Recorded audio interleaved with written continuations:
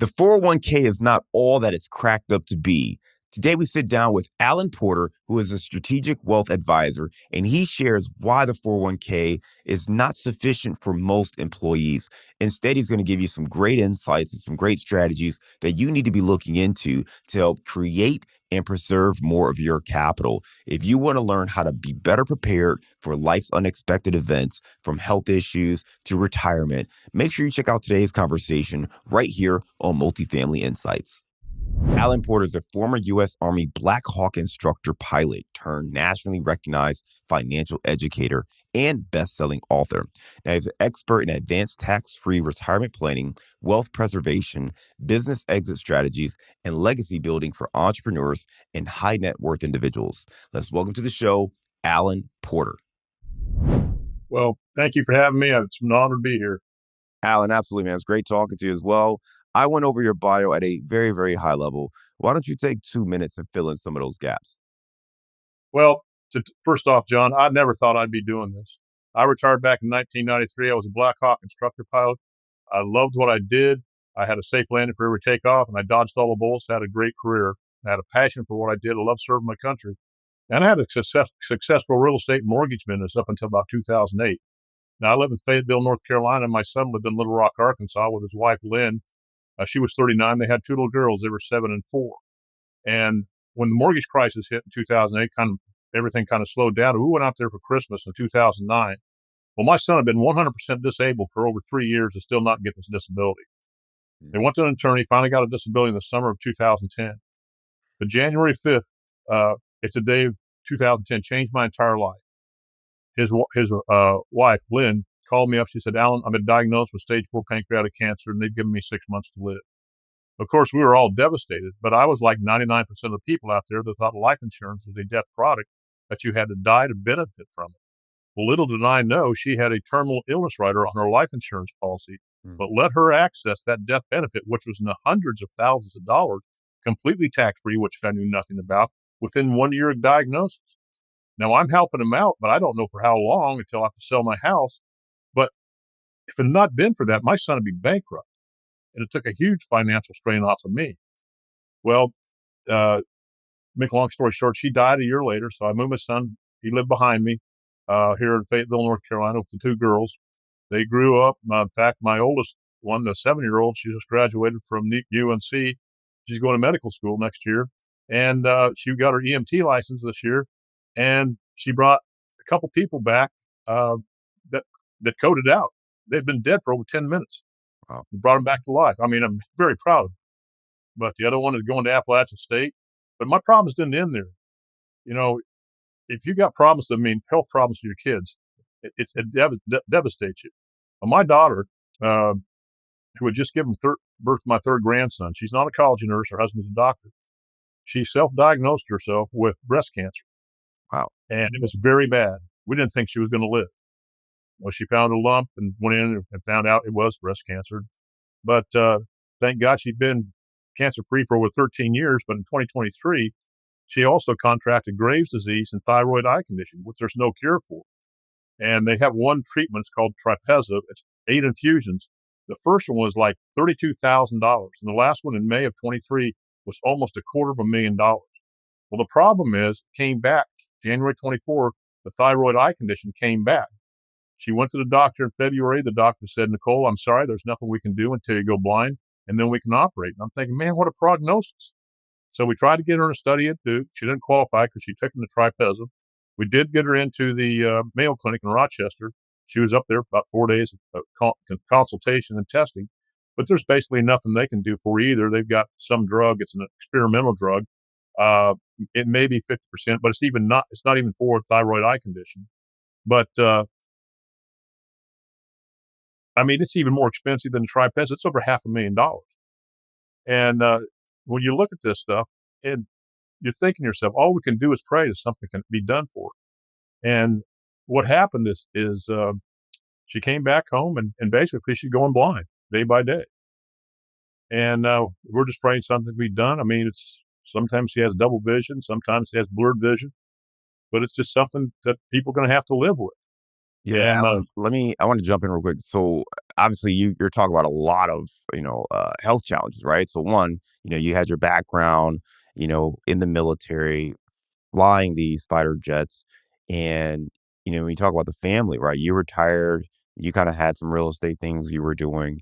And really, your son and his wife, the health issues started up there with her. You learn more about kind of life insurance and the ability to actually access some of those funds while she was still alive. And that really gave your son kind of a lifeline because financially, at least, because that allowed him to absolutely. tap into capital that maybe he didn't have access to. And now you're talking about a lot of the medical issues that folks in your family are experiencing. Can you help us understand, like, why this is important to understand? Because obviously, all of us are going to have some kind of health issue at some point. Talk to us about why this is important for us to both understand that, but also how do we prepare for that financially? Well, the thing is people need to plan. I mean, you gotta set up a plan for your marriage, for college, whatever. If you've got a plan, if you don't have a plan, make a plan. But if you do have a plan, improve on it every year. And like insurance, I knew nothing about this.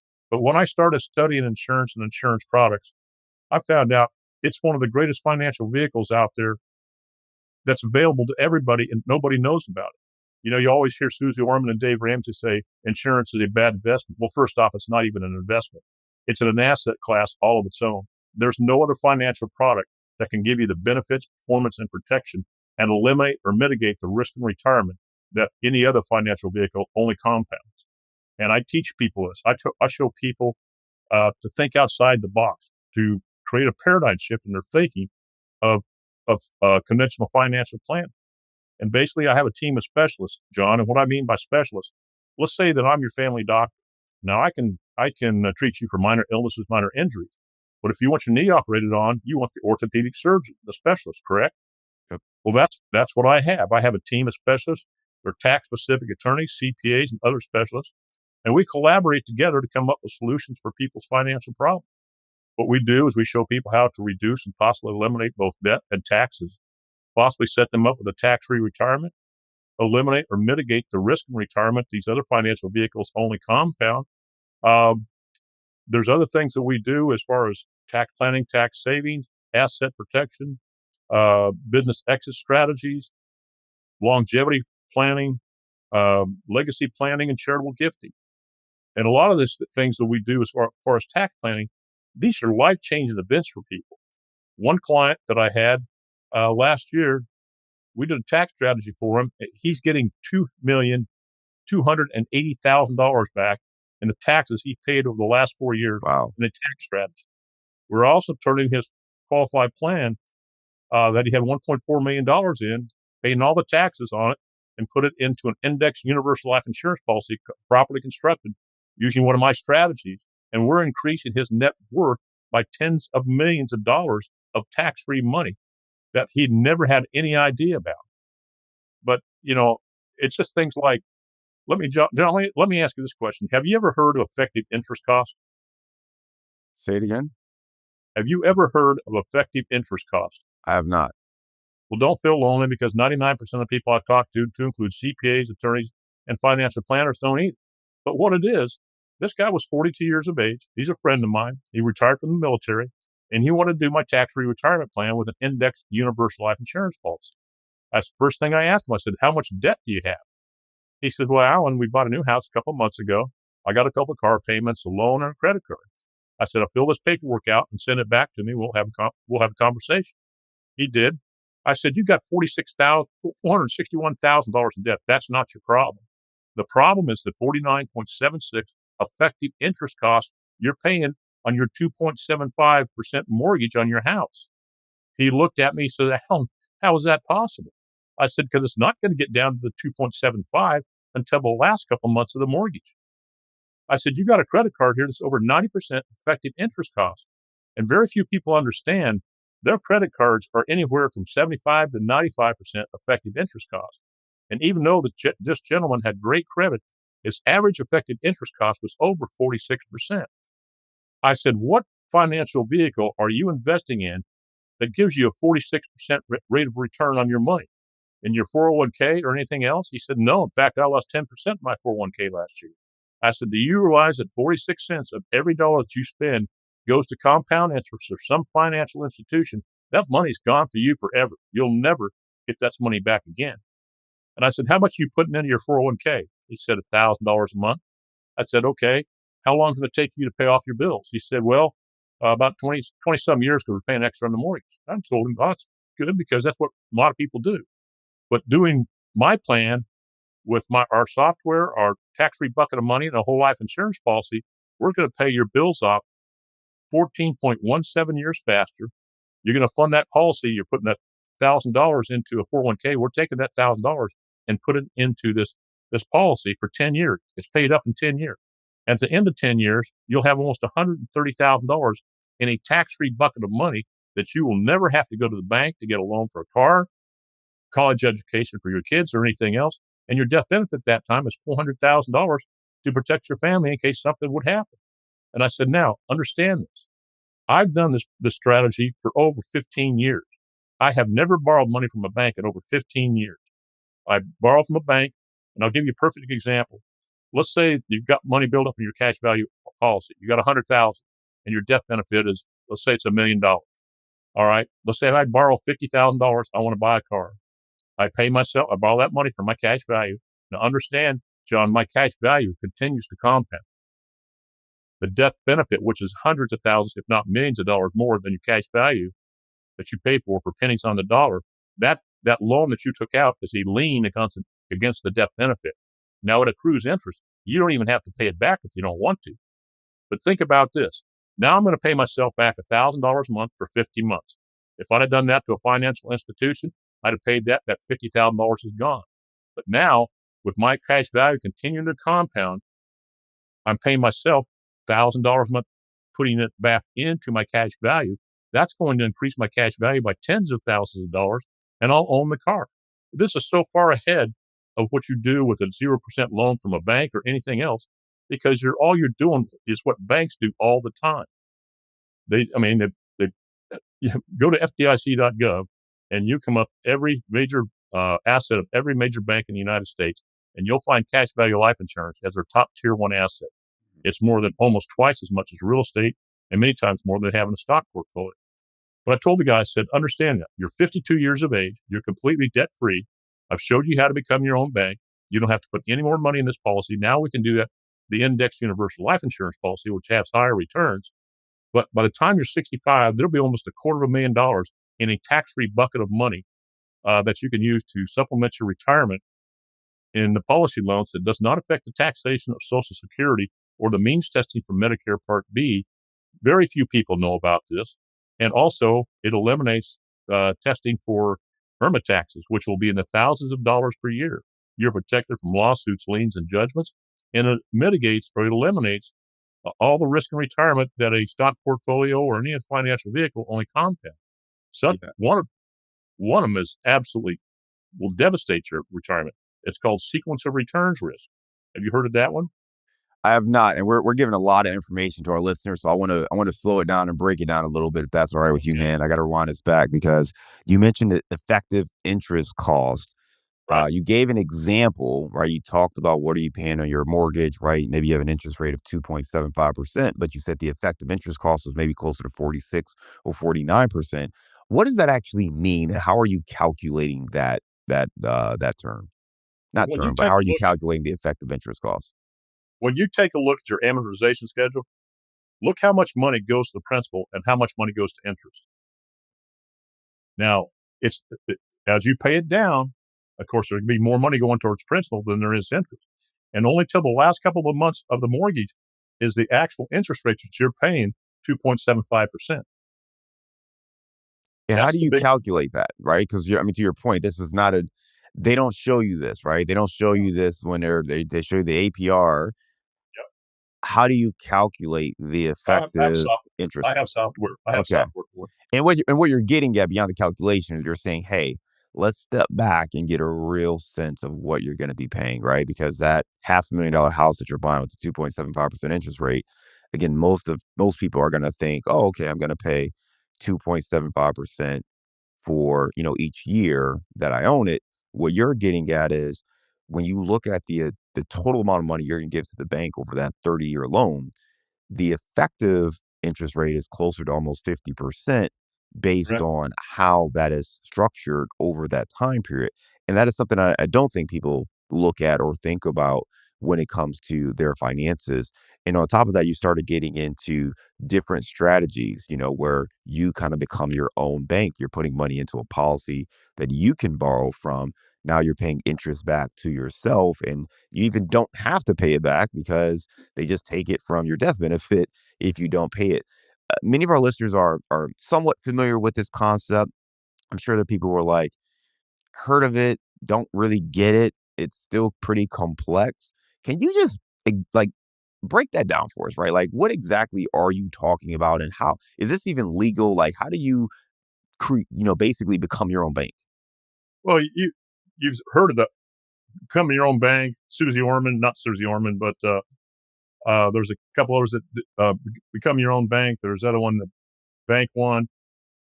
It's completely legal because what you're doing is you're borrowing money from one of your financial assets, and then you're paying yourself back. But there's no other financial vehicle out there that I know of to where you can borrow. If you got $100,000 in a financial vehicle, you borrow from it. That $100,000 continues to compound. If you borrow from $100,000 from anything else, of course, that goes down whenever you borrow. But if you got it in cash value life insurance, like I said, it just becomes a lien against the death benefit. And it has unstructured loan payments. You can pay it back if you want to. You can pay it back a month at a time, a year at a time, all at once, whatever you want to do, because you have control of it. That's the big thing. Put yourself in control of your financial situation. And it all comes with education. I love it, Alan. I appreciate you breaking that down. Right, so we're talking about different strategic wealth strategies. We've been talking about kind of the becoming your own bank, which is something that's really popular. I want to back up for some of our folks who maybe they have a financial planner or financial advisor. Can you talk about maybe the direction that your traditional financial advisor will provide for listeners versus maybe some of the strategies that you are looking to provide for your clients? Well, one of the things that people, especially the fee-based advisors, they want you to save for your retirement in a stock portfolio, 401k, or anything else. Very few people understand. 58% of the people out there don't even think there's a fee on the 401k. Okay. The average fee in a 401k is 2.99%. That's by Forbes magazine and Lat Times. When the people go to retire, they'll have less than half of their money because the rest of it's going to taxes. And then they get hit with taxes anywhere from 20 to 55%, and they'll be out of money. Now, another thing with your stock portfolio or 401k or any qualified plan, sequence of return risk will decimate your retirement if you don't know it. And I've got hundreds of clients that have, many of them have multi-millions of dollars in their stock portfolio. And their financial advisors have never told them about sequence of return risk or any of the risk in retirement. And they're supposed to be fiduciaries. I'm a certified financial fiduciary. Yeah. And what I do is I show people, I said, now understand this sequence of return risk. It will decimate your And retirement. Alan, you got to define that. We don't know what that is. What is Okay. the sequence Understand. return risk? Let's say you're 65 and you go to retire and you've got $1 million in your stock portfolio. Okay. Now they say a 4% distribution rate is a safe distribution rate to last for 30 years, indexed for inflation at 3%. Well, all my retirement plans go to age 120 or till end of life, not just 30 years. But let's say that you took that $40,000 out. Well, first off, it's not guaranteed. What happens the first year if you lose 10%? Now that $1 million stock portfolio is down to 900,000 minus the 40,000 you took out, minus the fees you pay the financial advisor, whether you make money or not, correct? That's right. What happens in the next 2 to 3 years if 2008 happens again when we lose 38 to 52%?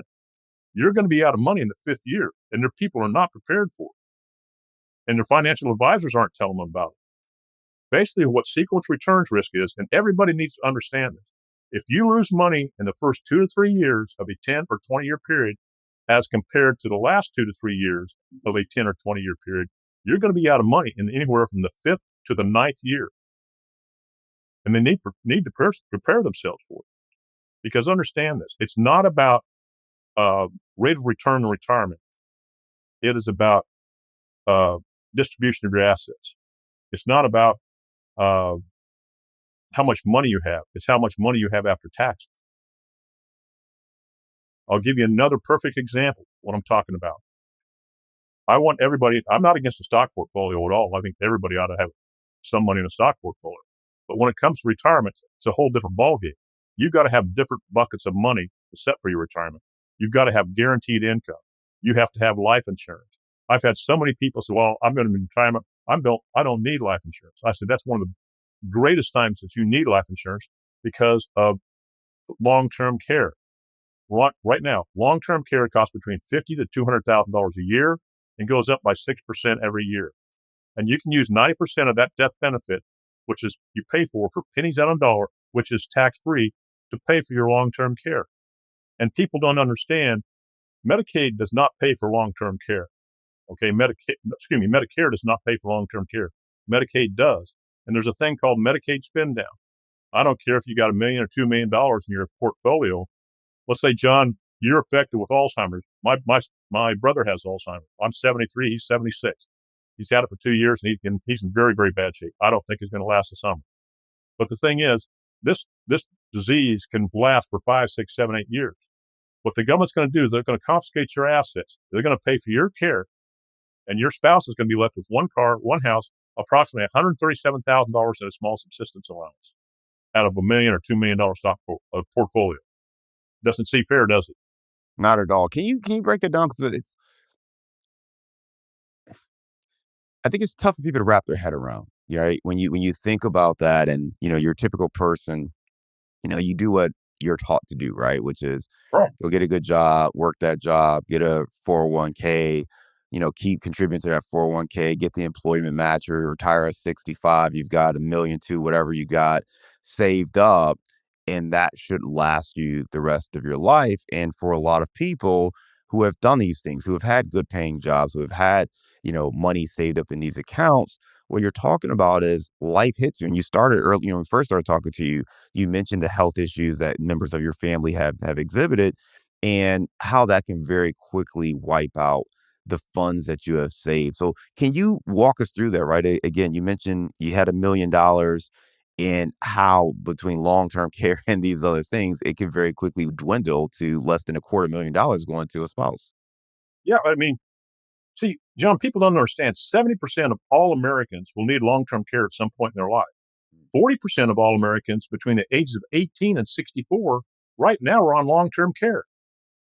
People have no idea about this. They have no idea about the cost. I mean, it's extraordinary. $50,000 to $200,000 a year, going up by 6% every year. But here, going back to the 401k, first off, the 401k was invented back in 1973 by Ted Bean. I've got him on video saying that the 401k is a disaster and needs to be revamped and destroyed. I got him on tape saying that. And basically, Tony Robbins will tell you the same thing. But people need to understand this. There's corporations have very few pensions now because they found the 401k. It was a tax strategy for the wealth. They said, well, this is a great way. We're going to save 50% of what we're doing in our retirement plans. And now we're going to take all the responsibility off us and put it on the employer. I mean, on the employee. And that's exactly what they did. And first thing I asked people, I said, why do you contribute to a 401k? And everybody comes back, well, Alan, it's a tax deduction. And I look at him, I shake my head. I said, no, it's a tax compound. Do you think you're going to be in a lower tax bracket when you go to retire? First off, you're not going to have a house deduction. You're not going to have your kids there. We got a $37 trillion deficit and a $217 trillion unfunded deficit that if we don't raise taxes by 50% by the year 2030, we can't even pay the interest on the debt. We'll go bankrupt. So taxes have got to go up. And I said, it's like writing a check to somebody. And they say, don't worry about paying it now, but when you pay it back, I'm going to tell you the interest rates that you're going to pay me. That's exactly what that is. And what I do is I show people not only the Roth product and things, but cash value life insurance. whether it's indexed or whole life, when properly structured. This is I tell people, I think it's one of the greatest financial vehicles available out there because there's no other financial vehicle does this. It can be a tax deduction if properly structured in a defined benefit plan, but it grows tax deferred just like your 401k. The distributions are tax free like your Roth products, your Roth 401k, your Roth IRA. Now, I've had people tell me that, Alan, well, my educational bonds and my municipal bonds are tax free, and I beg to differ because if you live in a state other than where these bonds are issued, you have state tax to pay, and if your estate is large enough, you have estate tax to pay, and they both affect the taxation of Social Security and the means testing for Medicare Part B. And people have no idea about this. And just like it does not affect the taxation of Social Security, the means testing for Medicare Part B. I'll give you a perfect example. Let's say that you're married, age 65, you get $3,000 a month in Social Security, and you make more than $44,000 of outside provisional income, such as a 401k, rental property, money market funds, or something like that. 85% of your Social Security is going to be taxed. Right now, in the lowest tax bracket we've been in 70 years, you're in the 12% minimum tax bracket, 10.13 effective tax bracket because we have a progressive tax system. If taxes don't go up, you're writing a check to Uncle Sam for over $6,000 a year, every year for the rest of your life. Your CPA doesn't tell you about this. Your financial planner doesn't tell you about this. But they need to, because you need to plan for it. When people go, I've had so many people. I had this one guy, he's a multimillionaire, and he had $1 million in an IRA. And I said, obviously you don't need this. What are you going to do with it? He said, well, I'm going to will it to my grandson. I said, well, first, he's 65 years of age. I said, well, first off, you can't do that. He said, what are you talking about? I said, well, whose is that? I think he kind of got angry with me. He said, Alan's mine. There's my name right at the top of it. I said, yeah, but you got to partner with this. It's called Uncle Sam. And he was in the 40% tax bracket, just federal. I said, now you got $600,000 left. You had to think about that. I said, what about your RMDs, your required minimum distribution? Now, he's 65 and did not know this, and his financial planner didn't tell him. And this was back in 2017. I said, do you realize if you do not take the required minimum distribution out, it is a 50% penalty plus all the taxes. You will have less than 5% of your money when you get that distribution. He said, oh my God, what are we going to do? I said, well, you got to pay taxes on it. He said, well, I don't want to pay taxes, Alan. I said, this is what we're going to do. We're going to take this $1 million and $200,000 a year for 5 years until the last year it'd be more or less, depends what the market does. And I want to take that $1 million and I want to turn it into a Roth IRA. Now I want you to think about this. Now you can transfer this money to your grandson. Before you couldn't because of the Secure Act. It had to be spent in a 10-year period, taxed at your beneficiary's tax rate.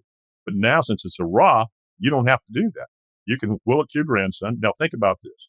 You got $1 million in a Roth IRA that grows tax deferred or tax deferred and tax free for your lifetime, your son's lifetime. And when your grandson gets it, unless he messes around and screws everything up, it's going to be legacy planning for you and your family.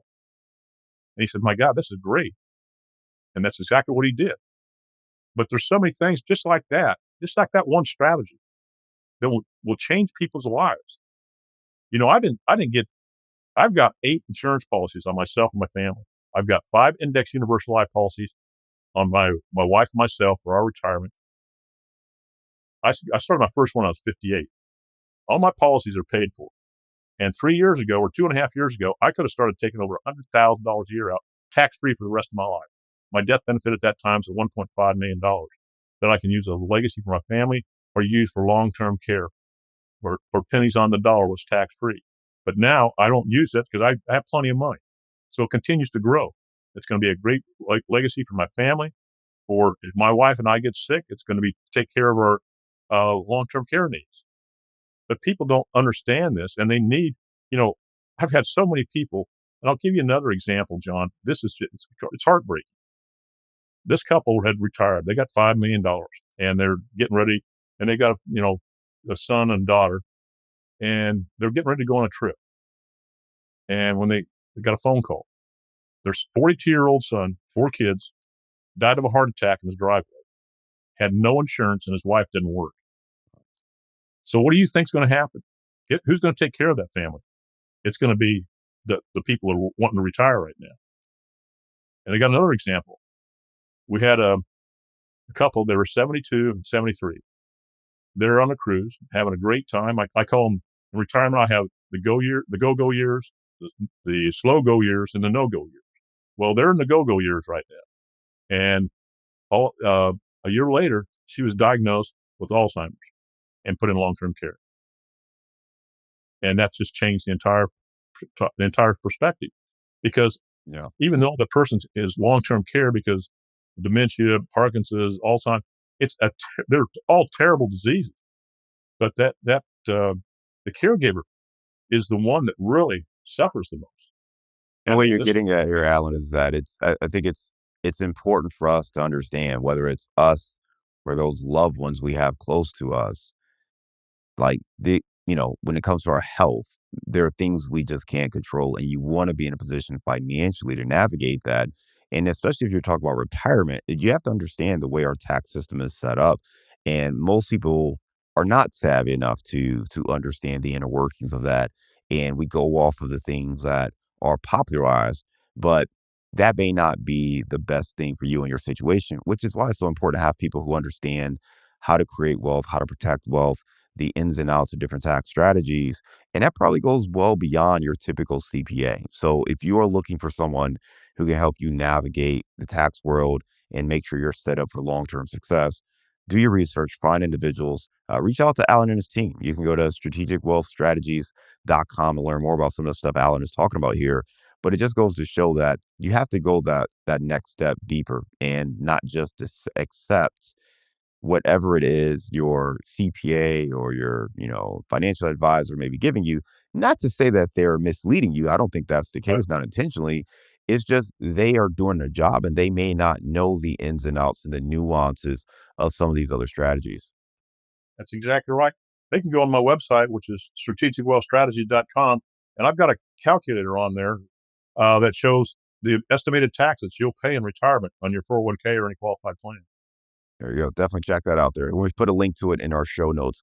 Alan, right now we're going to transition and go to our round of insights. When you think you found a great deal, asking the right questions could be the difference in finding a stud or a dud. Listen, we've put together a new guide to help you out. It's called 7 Questions You Must Ask Before Investing in Apartments. Now, in this guide, you're going to learn how to uncover red flags, quickly identify underwriting risk, vet sponsors and team members, and confirm key assumptions. Now, this is a guide that's going to help you be a better investor, whether you're an active investor or you're a passive investor looking to partner with other operators. Asking better questions is the key to identifying great opportunities. So download this free guide. Go to our website, casmoncapital.com/7questions. That's the number 7 questions. And you can access this free guide today. To make it easy on you, though, we've put a link in our show notes. So you go to the show notes, you can click that link and access the guide right now. This guide's going to help you make better investment choices, asking the right questions to build your portfolio. So be sure to download it today. Give me a failure or an apparent failure that sets you up for later success. Well, a failure is if you don't plan. Because there's a couple things I've done in my lifetime, and it hit me like a ton of bricks. Well, I didn't plan for this.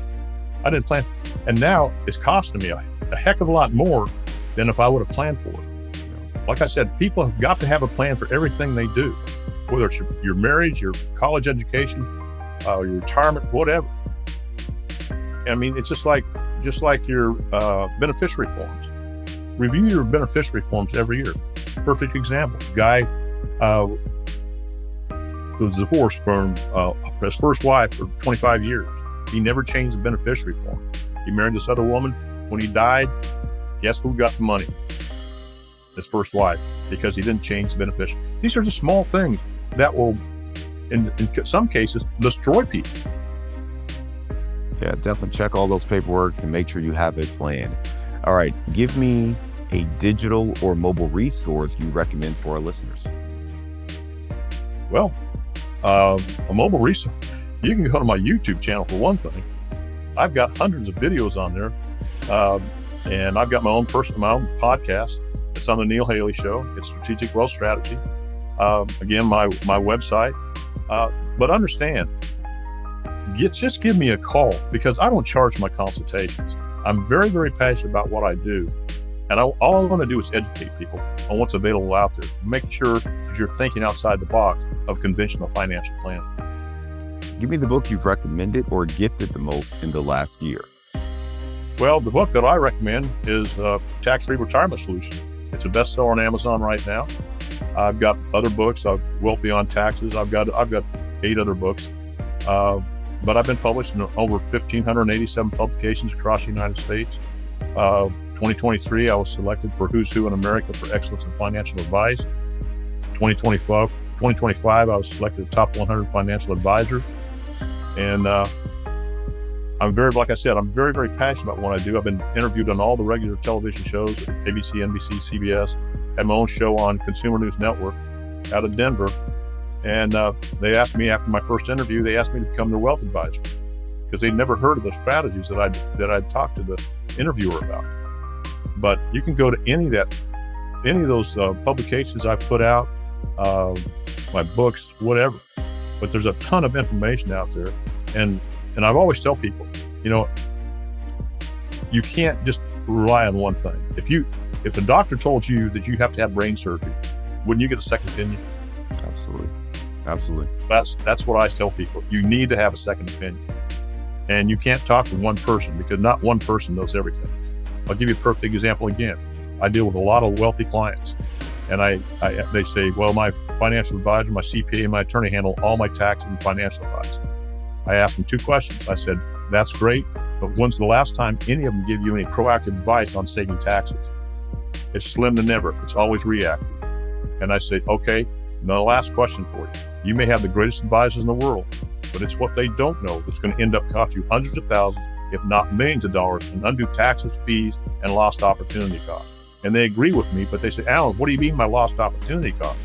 I said, what if I could set up a tax-free retirement for you through a tax strategy that I implemented through my team that is paid for, that's going to be in hundreds, if not millions of dollars of tax-free money in your retirement, but that is paid for by a tax strategy we showed you, so you don't pay for it, the government pays for it. Well, that's great, Alan, but how do you do that? I said, it's not how I do it, it's who I know that knows how to do it, and they're part of my team. That's why you have to have a team to handle all these financial situations, because especially with AI, things change all the time. Yep. What's a daily habit that helps you stay focused on your goals? Well, first thing I do, I get up at 5 o'clock every morning. I work out every day. And I train my mind to do that. And then after I work out, I go to my office, I plan my day. Then I take a shower and eat breakfast. You got to have a plan. That's the way that's the way I do my day. And it gives me a reason to get up. Give me your number one insight for creating long-term wealth. Learn about insurance products and what they can do. Perfect. Because your financial planner we're not going to tell you about it.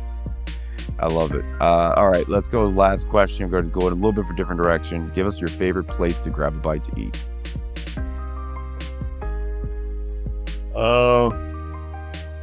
Tell you the truth, what's that place called? Highway 55. It's like a drive-in.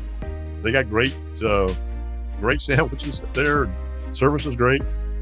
But they just put one in here about 2 years ago, about 2.5 blocks from my house. Go down there and just get something real quick to eat. But it's one of my favorite places to eat. Highway 55 it is. Alan, great stuff today, man. I appreciate you breaking down, a little bit about the things we need to be paying attention to, sharing kind of the stories from your own life, family members, some of the health issues, and just learning about what's available, how life insurance works, some of the different strategies to really tap into it to become your own bank. understanding like why 401ks are not the end all be all for many investors and many employees, and why you need to look at different strategies, right? So lots of great information for all of us to take in. And I didn't mention this, but going back to the effective interest costs, these are some things that a lot of people aren't aware of or maybe not thinking about. So it gave us some great information just to reflect on our own financial situation and try to make some better money decisions moving forward. Again, for folks that want to learn more, check out his website, strategicwealthstrategies.com. Alan, thanks again for being a great guest to come to the show. We look forward to staying in touch with you, and I hope you have a great day.